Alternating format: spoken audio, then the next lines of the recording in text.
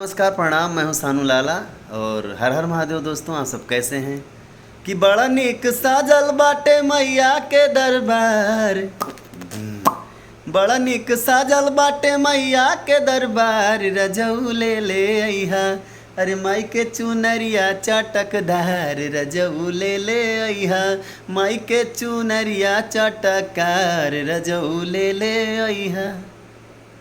दोस्तों, बहुत जल्द हम देवी गीत लेके आ रहे हैं आप सबके बीच। अपना प्यार आशीर्वाद दीजिए। हर हर महादेव, जय माता दी। आई रे रे रे रे रे रे रे रे रे रे रे रे रे तदगा सावन में दिहल तकदीर सखी। अरे दगा सावन में दिहल तकदीर सखी। जात के अहीर सखीना। दगा सावन में दिहल तकदीर सखी। जात के अहीर सखीना। अहीर सखी हो, अहीर सखी हो, अहीर सखी हो, अहीर सखी हो। दगा सावन में दिहल तकदीर सखी। जात का अहीर सखी हो। आरे आंगना में पीसेली हरा दिया। गोरिया कई के सिंगार। अरे आंगना में पीसेली हरा दिया। ए गोरिया कई के सिंगार। आंगना में पीसेली हरा दिया। अरे कहवा के बाटे रामा सिला सिलवटिया। अरे कहवा के बाटे रामा सिला सिलवटिया।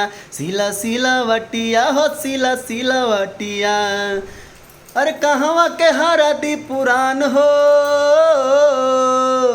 अरे कहवा के हरदी पुराण हो।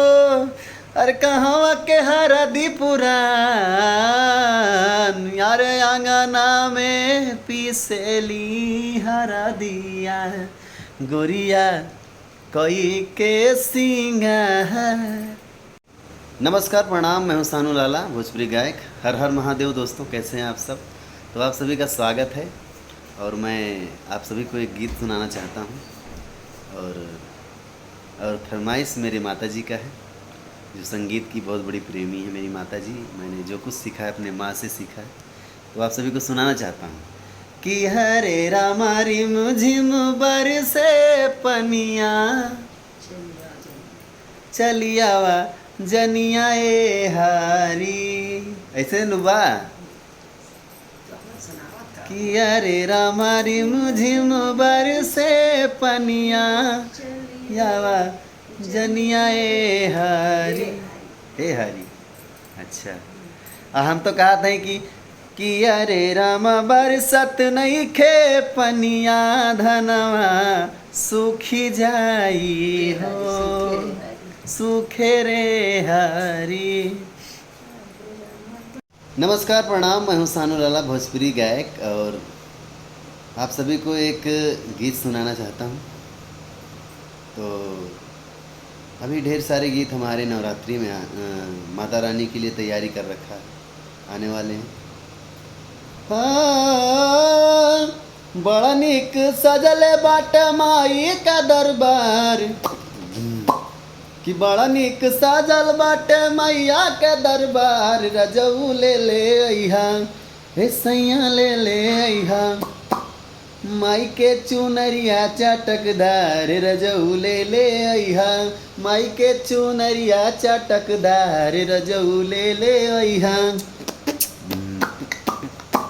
हाँ, नमस्कार प्रणाम। मैं सानू लाला, भोजपुरी गायक। इस वक्त आप सभी को एक गीत सुनाना चाहता हूँ, और मैंने एक भोले गीत रिकॉर्ड किया है, आने वाला है। और बहुत जल्द आप सबके बीच ढेर सारे देवी गीत माता रानी की कृपा से आप सबके बीच लेके आ रहे हैं। कि बड़ा निक लागल बाटे माई का दरबार। बड़ा निक साजल बाटे मैया के दरबार। रजऊ ले अइहा। हे रजऊ ले अइहा। नरियर चुनरिया चटकदार। रजऊ ले अइहा। बड़ा निक साजल बाटे मैया के दरबार। रजऊ ले अइहा। हे सैया ले अइहा। माई के चुनरिया चटकदार। रजऊ ले अइहा। बहुत सारी कंपोजिंग, बहुत सारी तैयारियां गीत की कर रखे हैं। आप सबके बीच जल्द लेके आएंगे हम। नमस्कार प्रणाम, हम अभी फेसबुक पे। नमस्कार प्रणाम, मैं हूँ सानू लाला, भोजपुरी गायक। हम्म, तो दोस्तों अभी आप सबके लिए भक्ति गीत माता रानी के लिए मैं तैयार कर रहा हूँ, और एक दो गीत हमारे रिकॉर्ड हो चुके हैं, और बहुत जल्द आपके बीच मैं देवी गीत लेके आने वाला हूँ। तो आप सब अपना प्यार आशीर्वाद सानू लाला को देते रहिए, ऐसे हौसला बढ़ाते रहिए। तो आप लोग ऐसे ही आशीर्वाद देते रहिए। हर हर महादेव।